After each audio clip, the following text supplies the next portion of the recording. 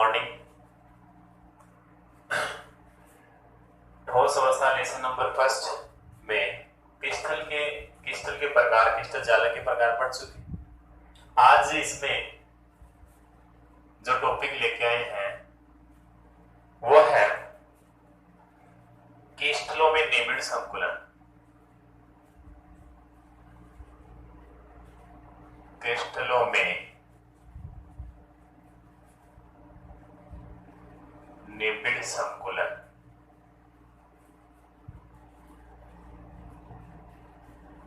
जिसको close packing बोलते हैं। इसका जो मेन कार्य वो ये होता है कि किसी भी क्रिस्टल में अवयवी कणों की व्यवस्था इस तरह से रखी जाती है कि न्यूनतम स्थान घेरे। कहने का मतलब है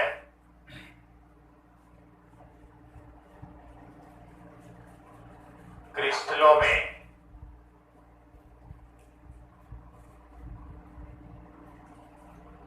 अवयवी कणों की व्यवस्था इस प्रकार होती है कि न्यूनतम स्थान घेरे रहती है। न्यूनतम स्थान घेरे हुए रहती है, जिसके कारण से या इस कारण इनका घनत्व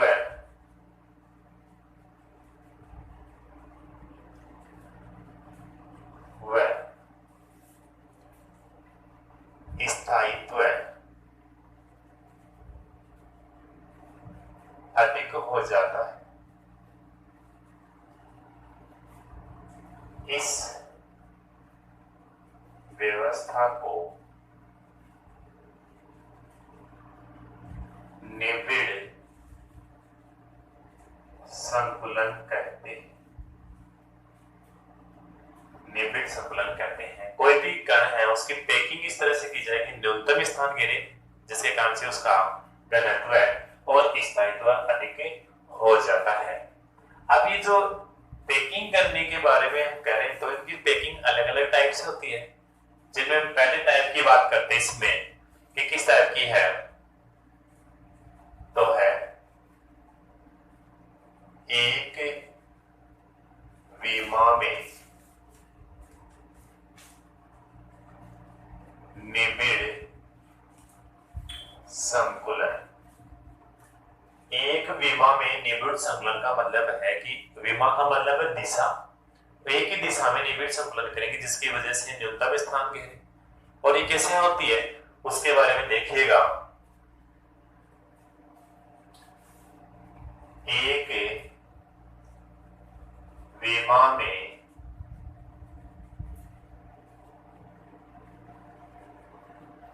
निबिड़ संकुलन के अवयवी कण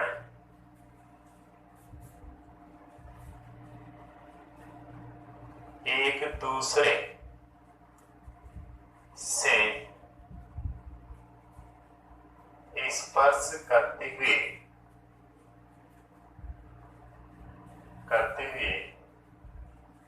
एक ही पंक्ति में स्थित होते हैं। एक ही पंक्ति के अंदर ये स्थित होते हैं। व्यवस्था देखना इनकी कैसे होती है कि एक ही पंक्ति में ये कण होते हैं और एक दूसरे को स्पर्श करते हुए होते हैं। तो देखना ध्यान से।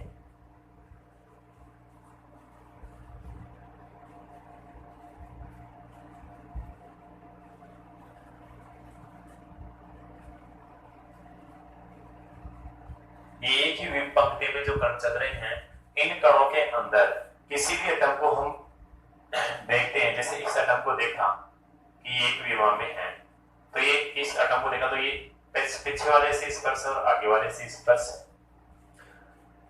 एक ही एटम है वो दोनों से स्पर्श करते हुए ऐसी जो एक ही सीधी रेखा में विस्तृत होते हैं, या एक ही पंक्ति में होते हैं उसको बोलते हैं एक विमा में निबिड़ संकुलन कहते हैं। और साथ में ये कितने से टच हो रहा है, एक इससे हो रहा है और एक इससे, दो कणों से टच हो रहा है।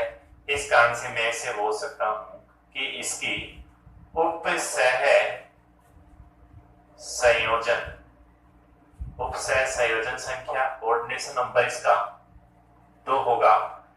उपसह संयोजन संख्या कितनी होगी, 2। बात यह है कि उपसह संयोजन संख्या किसे कहते हैं, तो देखना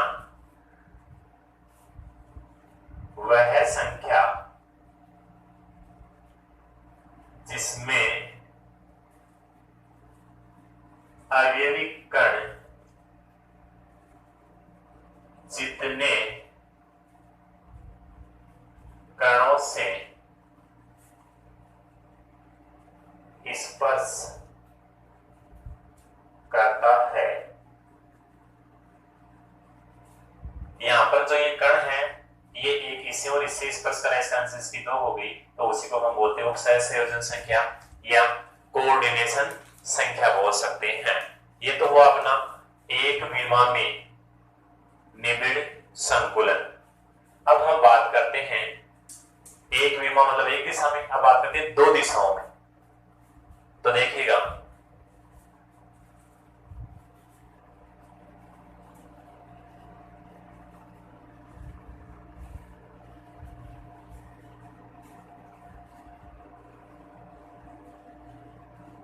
दूसरा है द्विविमा में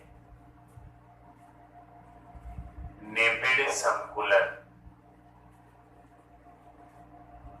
द्विविमा में निबिड़ संकुलन का मतलब अब हमारे पास में दिशाएं 2 होगी, दिशाएं 2 होगी।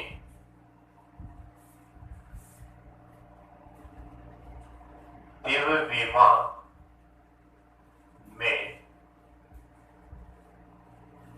निबिड़ संकुलन के अवयवी कण के अवयवी कण अवयवी कणों को एक साथ अनेक पंक्तियों में एक दूसरे को स्पर्श करते हुए व्यवस्थित करते हैं। यहाँ पर 2 डायमेंशनल मतलब 2 दिशाओं के अंदर निबिड़ संकुलन किया जाएगा, जिसके अंदर अनेक पंक्तियां होंगी और अनेक पंक्तियों का आपस में कण एक दूसरे को टच करते हुए होंगे। द्विविमा में निबिड़ संकुलन की जो ये व्यवस्था होती है, यह व्यवस्था 2 प्रकार की होती है। जो ये व्यवस्था है, इस व्यवस्था को 2 प्रकार से बांटा गया है, जिनमें पहला द्विविमा में वर्ग निबिड़ संकुलन। वर्ग निबिड़ संकुलन का मतलब है यहाँ पर वर्ग का फॉर्मेशन होगा। वर्ग का फॉर्मेशन होगा कि इसमें एक पंक्ति के साथ दूसरी पंक्ति बनाएंगे तो उसमें जो अवयवी कणों के साथ में व्यवस्था क्रम देखा जाएगा वो वर्ग में होना चाहिए। तो वर्ग में किस तरह से होगा वो देखना कि जो द्विविमा में वर्ग निबिड़ संकुलन है, इसमें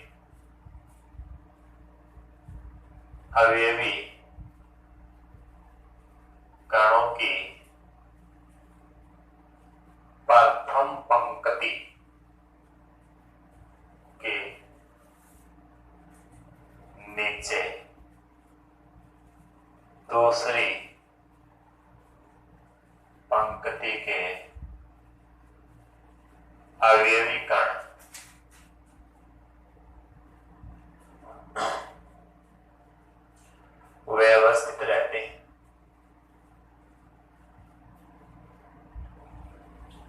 कैसे रहती है व्यवस्था इसकी, ये देखते हैं हम।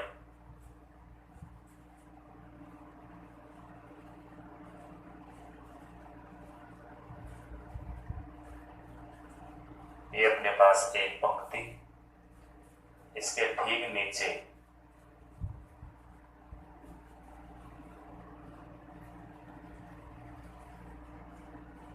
दूसरी पंक्ति। इस तरह से हमारे पास में अनेक पंक्तियां होती है।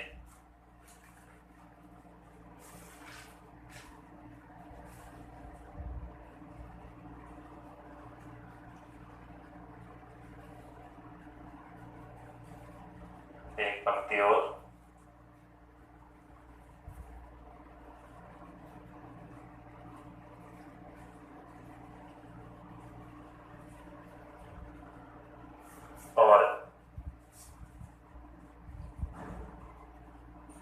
इस पंक्ति में किसी एक कण को, जैसे मैंने इस कण को, अवयवी कण को पकड़ा, इस कण को, यह कण कितने के साथ टच है, एक इसके साथ है, एक इसके और एक इसके साथ। एक अवयवी कण 4 अवयवी कणों को स्पर्श करता है, तो इसमें मैं इसको इसके साथ और इसका मध्य भाग इसके साथ, इसका मध्य भाग इसके साथ और इसका इसके साथ।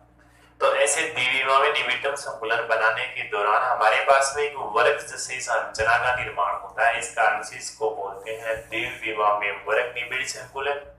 और ये वर्ग निबिड़ संकुलन है तो इसमें 4 अवयवी कण एक दूसरे को टच हो रहे हैं, तो हम यहाँ लिख सकते हैं उप सह संयोजन, उप सह संयोजन संख्या 4। उपसह संयोजन संख्या कितनी होगी, 4। और यहाँ पर एक वर्ग का फॉर्मेशन हो रहा है। जस्ट आगे हम इसमें बात करते हैं। द्विविमा का पहला हो गया, दूसरा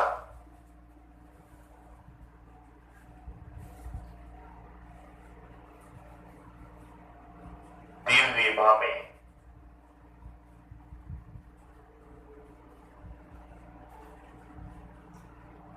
षटकोणीय निबिड़ संकुलन। द्विविमा में षटकोणीय निबिड़ संकुलन, यहाँ पर वर्ग था, आपकी बात है षटकोणीय निबिड़ संकुलन। इसमें अवयवी कणों की व्यवस्था है वो इससे थोड़ा सा हटके होती है। कैसे होती है सुनना, इसमें अवयवी कण प्रथम पंक्ति के गर्त में, प्रथम पंक्ति के गर्त में दूसरी पंक्ति को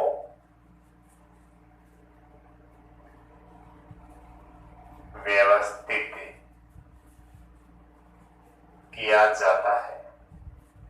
और ये व्यवस्था ऐसे आगे से आगे चलती रहती है। व्यवस्थित कैसे करेंगे वो ध्यान से देखना। प्रथम पंक्ति का जो गर्त है उसमें दूसरी पंक्ति, तो पहले हम प्रथम पंक्ति का निर्माण करता हूं। इसमें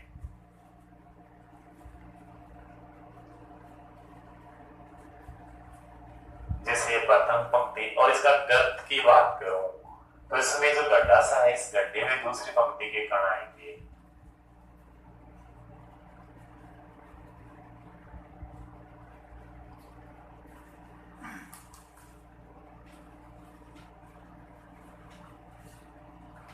तीसरी पंक्ति पहली पंक्ति के समान होगी, लेकिन इस पंक्ति के गड्ढों में इसके कण होंगे। जैसे ये से कण बढ़ेंगे इसमें।